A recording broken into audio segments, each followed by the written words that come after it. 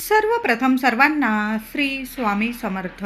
स्वामी महाराजांच्या कृपेने तुमच्या सर्व चांगल्या इच्छा पूर्ण होत ही स्वामींचरणी प्रार्थना करते आणि आजच्या व्हिडिओला सुरुवात करते. 14 जानेवारी 2026 बुधवार रोजी मकर संक्रांती आलेली आहे आणि त्याच दिवशी षटतिला एकादशी सुद्धा आलेली आहे.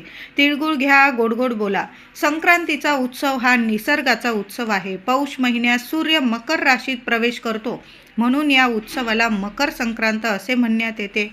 सूर्य आपली पृथ्वीकडील परिभ्रमणाची दिशा बदलतो, तो उत्तरेकडे सरकत जात असतो, म्हणून या काळाला उत्तरायण असंही म्हटलं जातं.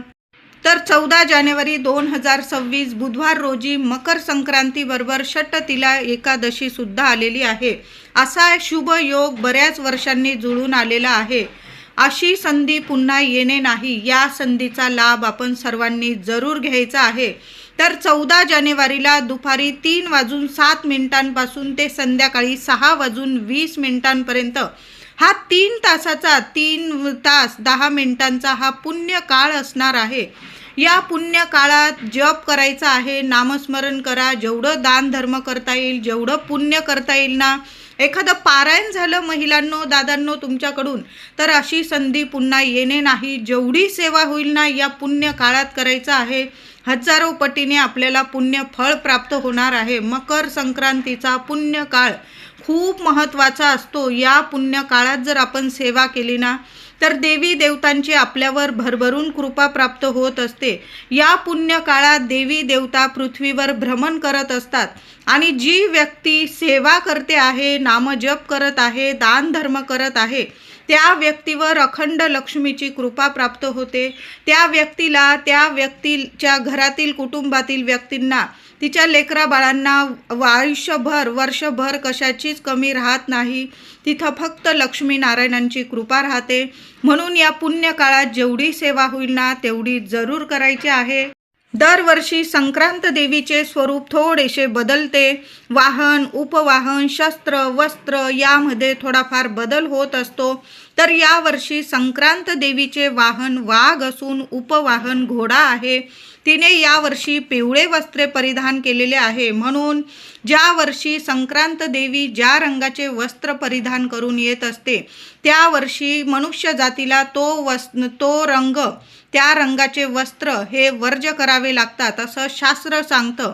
म्हणून यावर्षी आपल्याला पिवळा रंग वर्ज्य आहे. महिलांनो, दादांनो, यावर्षी 14 जानेवारी 2026 बुधवार रोजी पिवळ्या रंगाचे वस्त्र चुकूनही घालू नका. तुम्ही वेगवेगळ्या रंगाचे, लाल असेल, हिरवा असेल, निळा असेल, केशरी असेल, जांभळा, काळा, हे रंग, शुभ रंग जरूर परिधान करा. बघा, वर्षभर आपल्याला नजरबाधा लागलेली असते. त्यामुळे घरात किंवा आपल्या आयुष्यात ज्या अडीअडचणी असतात ना, तर मकर संक्रांतीला एकमेव दिवस असतो ज्या दिवशी आपण आनंदाने काळ्या रंगाचे वस्त्र नेसून देवी देवतांची सेवा करत असतो. तर काळा रंग मकर संक्रांतीला आवर्जून नेसा.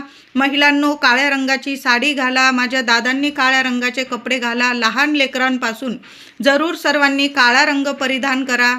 यामुळे काय होईल, तुम्हाला लागलेली जी नजरबाधा आहे क्षणात नष्ट होईल आणि तुमची ज्या अडीअडचणी आहे नजरबाधेमुळे तुम्हाला लागलेल्या, त्या अडचणीतून तुम्हाला मार्ग मिळेल आणि तुमची भरभरून प्रगती होईल. म्हणून यावर्षी आवर्जून काळ्या रंगाचे वस्त्र जरूर परिधान करा. ज्यांना साथ नाही काळा रंग, त्यांनी वेगवेगळे रंग, लाल घाला, केशरी घाला, निळा घाला, सोनेरी घाला. असं नाही की पिवळा रंग आपल्याला वर्ज्य आहे तर सोनेरी घालू नये. सोन्याचे दागिने घाला, सोनेरी कपडे वगैरे घालू शकता, देवांना हळदी कुंकू अर्पण करू शकता. असं नाही की पिवळ्या रंगावर देवी आई आलेली आहे तर यावर्षी फक्त पिवळा रंग वर्ज्य आहे. सोन्याचे दागिने घालू नये, हळद अर्पण करू नये, सोनेरी कपडे घालू नये असं मुळीच नाही. संक्रांत देवीने हातात गदा घेतलेली आहे. तिने केशराचा टिळा लावलेला आहे. ती वयाने कुमारी असून ती बसलेली आहे. वासाकरता तिने जाई हातात घेतलेली आहे आणि ती पायस खीर भक्षण करत आहे. संक्रांत देवीचे सर्प जातीचे स्वरूप आहे. तिने मोती परिधान केलेला आहे. तिचं वार नाव नक्षत्र नाव मंदाकिनी आहे. ती पूर्वेकडून पश्चिमेकडे जात आहे आणि तिचं मुख वायव्य दिशेस आलेलं आहे. असं यावर्षी 2026 मध्ये संक्रांत देवीचे स्वरूप आहे. या दिवशी पुण्य काळात दान करावे, जप करावं, तप करावं, तर्पण करावं. तुम्हाला जर पितृदोष असेल तर या पुण्य काळात आपण देवांची तर सेवा करतो, पण या पुण्य काळात पितृदेवांची सुद्धा तुम्ही सेवा करू शकता. तुम्ही तर्पण विधी करू शकता. तर्पण विधी केल्याने पुण्य काळात, मकर संक्रांतीच्या पुण्य काळात तर्पण विधी केल्याने आपल्या पितरांना मोक्ष प्राप्त होतो. ते शांत होतात आणि आपल्याला भरभरून आशीर्वाद देतात. या दिवशी मकर संक्रांतीच्या दिवशी भल्या पहाटे उठायचं आहे. सर्वांनी तीळ मिश्रित पाण्याने स्नान करायचं आहे. तुमच्याकडं तिळीचं उटणं असेल तर तिळीचं उटणं लावा. नाही तर तुम्ही फक्त चिमूटभर पांढरी तीळ किंवा काळीही टाकू शकता. पांढरी तीळ पाण्यात टाका आणि लहानांपासून मोठ्यांपर्यंत आवर्जून थोडंसं गंगाजल तीळ मिश्रित पाण्याने स्नान करायचं आहे. आंघोळ करायची आहे आणि आंघोळीनंतर पहिलं आपलं काम म्हणजे सूर्यनारायणाची सेवा.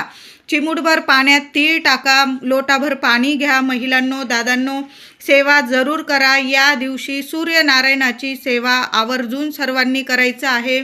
ओम आदित्याय नमः, ओम आदित्याय नमः. किंवा तुम्ही जो सूर्यनारायणाचा मंत्र जपतात रोज नित्य नियमाने, तो मंत्र जपत तीळ मिश्रित पाण्याने एखादं फूल टाका आणि सूर्यनारायणाला सर्वांनी अर्घ्य जरूर द्यायचं आहे.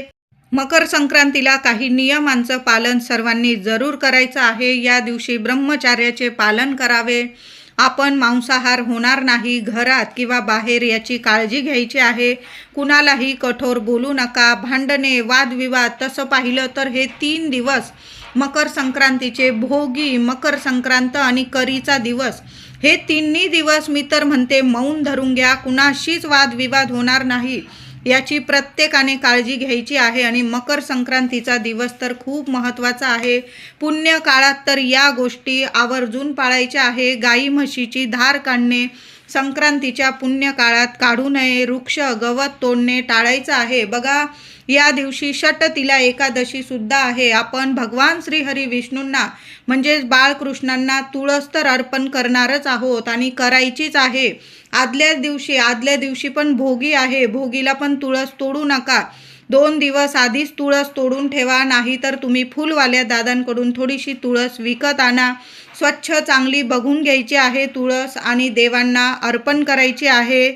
मकर संक्रांतीला षटतिला एकादशी आहे. बरेचशा लोकांचा उपवास सुद्धा असतो. म्हणजे वर्षभर महिन्यात 2 एकादशी येतात. अशा वर्षभरामध्ये 24 एकादशी बरेचसे लोक हे व्रत करतात. आता ज्यांचा उपवास आहे, देवांचा कधीच उपवास नसतो. मनुष्य देवांसाठी उपवास करत असतो. आपल्या जीवनातील अडचणी दूर व्हाव्या, देवांची कृपा व्हावी, आपल्या घरात सुख समृद्धी यावी, लक्ष्मी नांदावी म्हणून आपण देवांची सेवा करतो आणि त्यात आपण देवांसाठी उपवास करत असतो. देवांचा कधीच उपवास नसतो. म्हणून षटतिला एकादशीला आवर्जून देवघरात देवांची छान अशी पूजा करायची आहे आणि देवांना आवर्जून तीळ, गूळ, वरण, भात, भाजी, पोळी, तुम्ही काय गोडाचा नैवेद्य बनवलेला आहे, आवर्जून संपूर्ण नैवेद्य आपण अर्पण करायचा आहे, दाखवायचा आहे. या दिवशी मकर संक्रांतीला आंघोळीनंतर सूर्यनारायणाची सेवा झाल्यानंतर आपल्या देवांची देवघरात छान अशी पूजा सेवा करा.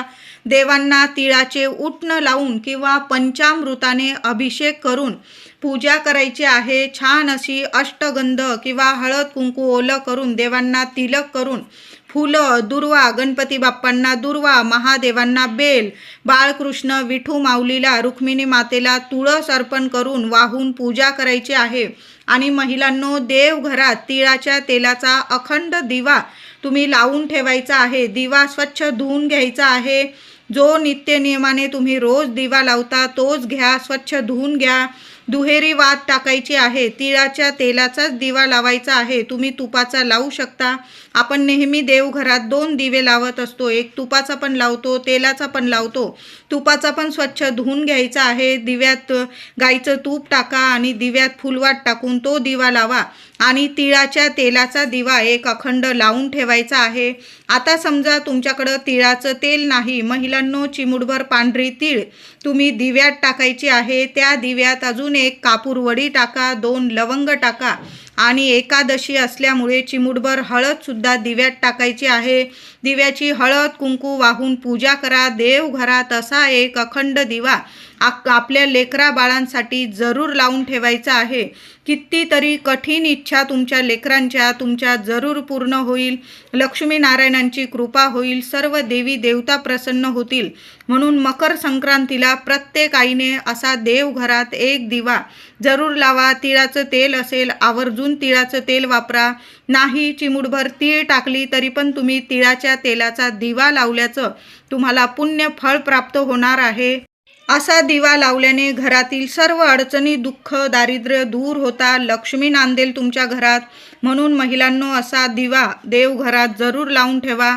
मकर संक्रांतीला मुख्य दाराशी सुद्धा दोन्ही वेळेला जमलं तर दोन्ही वेळेला मुख्य दाराशी सुद्धा दिवा लावायचा आहे. तुळशीजवळ सुद्धा दिवे लावा आणि दिवे लावताना या दिवशी तुम्ही तुपाऐवजी तेलाचे दिवे लावले तर अतिशय उत्तम. त्यात तुम्ही चिमूटभर तीळ टाकायची आहे. आपण तुळशीजवळ तुपाचा दिवा लावू शकतो, पण मुख्य दाराशी तुम्ही तिळीच्या तेलाचा दिवा आवर्जून लावा. तिळीचं तेल नाही, चिमूटभर तीळ, पांढरी तीळ जरी तुम्ही दिव्यात टाकून दिली आणि मुख्य दाराशी संध्याकाळी तरी मुख्य दाराशी मकर संक्रांतीला आपल्या दाराशी एक दिवा असा जरूर लावून ठेवायचा आहे. मकर संक्रांत एकादशी असा सुवर्ण योग आलेला आहे. तुळशी मातेसमोर सुद्धा हात जोडून तुम्हाला 21 वेळा ओम नमो भगवते वासुदेवाय नमः, ओम नमो भगवते वासुदेवाय नमः या मंत्राचा जप सगळ्यांनी जरूर करायचा आहे. भगवान श्री हरी विष्णूंची, माता लक्ष्मीची अखंड कृपा आपल्याला प्राप्त होणार आहे. तुळशीच्या मातीत हळदी कुंकू अक्षता वाहून तुळशीची छान पूजा करा. तुळशीच्या मातीत चिमूटभर हळद अर्पण करा. त्या हळदीवर 1 रुपयाचं नाणं तुम्हाला ठेवायचं आहे. संध्याकाळपर्यंत ते नाणं तिथंच ठेवा. संध्याकाळी दिवे लागणीला ते 1 रुपयाचं नाणं काढून घ्यायचं आहे. तुम्ही तुमच्या तिजोरीत ठेवा. मंत्र जपा, ओम नमो भगवते वासुदेवाय नमः, ओम नमो भगवते वासुदेवाय नमः आणि ते तुळशीतल्या मातीतलं नाणं आपल्या तिजोरीत ठेवा किंवा तुमच्या पर्समध्ये जरी ठेवलं चालेल, पण ते नाणं खर्च करू नका. ते नाणं तुम्ही देवांना ज्या वस्तू घेतात त्यात जरी टाकलं आणि त्याच्या पैशांनी आपण बऱ्याच वेळा तुळशीमध्ये रुपया ठेवतो किंवा देवांसाठी पैसे काढून ठेवतो, त्यात ते नाणं टाकायचं आहे तुम्हाला आणि त्याच्यात तुम्हाला देवांसाठी लागणाऱ्या वस्तू घ्यायच्या आहे. पण ते नाणं वर्षभरासाठी एखाद्या लाल कपड्यात बांधून वगैरे आपल्या तिजोरीत ठेवा किंवा पर्समध्ये ठेवा. तुमची पर्स कधी खाली होणार नाही. दादांनी सुद्धा ही सेवा करू शकता किंवा महिलांनी करा. बघा खूप सुवर्ण म्हणजे तुम्हाला चांगले चांगले अनुभव यायला लागतील. सोन्यासारखे दिवस येतील. ही तुळशी मातेची सेवा मकर संक्रांतीला षटतिला एकादशीच्या सुवर्ण योगावर सर्वांनी जरूर करायची आहे. मकर संक्रांतीच्या शुभ योगावर तुम्ही जर पुण्य काळात किंवा संध्याकाळी तुम्ही मंदिरात जाणारच आपण सर्वच जण, तर मंदिरात तुम्हाला 1.25 किलो गूळ अर्पण करायचा आहे. आपण स्वामींच्या मंदिरात जा, विठू माऊलीच्या मंदिरात जा, लक्ष्मीनारायणांच्या मंदिरात जा, घराजवळ गणपती बाप्पांचं मंदिर असेल, देवी देवतांचं जे मंदिर असेल ना, महादेवांचं मंदिर असेल, ज्या पण मंदिरात जाल देव एकच आहे, तिथं बरोबर जाताना 1.25 किलो गूळ घेऊन जायचं आहे. मोजून घ्या.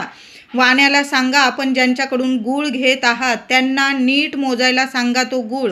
1 किलो आणि त्यावर थोडासा 1/2 किलो गूळ असा 1.25 किलो गूळ तुम्हाला मंदिरात अर्पण करायचा आहे, दान करायचं आहे. बघा तुम्ही खाली हात घरी येणार नाही. तुमच्या सर्व अडचणी तुम्ही गूळ अर्पण करताच क्षणात संपून जाणार आहे आणि सर्व काही तुमचं आयुष्यभर गोड होणार आहे. वर्ष कसं तुमचं सुवर्ण गोडाचं जाणार आहे. ज्या पण इच्छा आहे तुमच्या पूर्ण होतील. ज्या अडचणी आहे त्यातून मार्ग मिळतील.